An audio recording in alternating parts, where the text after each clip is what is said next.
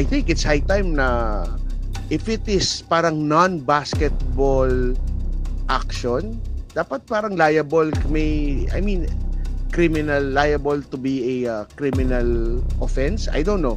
Kasi yung ibang paninira talagang pwede nang physical homicide injury, yung dating di ba? Physical injury, di ba? Hindi, yung iba talaga pwedeng makapatay ng tao yung ibang paninira eh. Yeah. Di ba?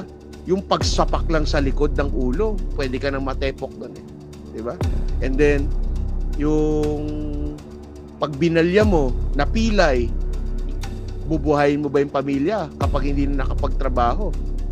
Binalya mo napilay na-paralyze, sabihin mo, na-paralitiko.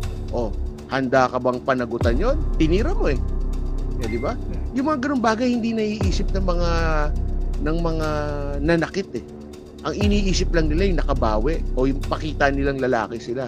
Hindi kung totoo kang lalaki, bitbitin mo yung pamilyang pinilayan mo. Tinanggalan mo ng trabaho eh.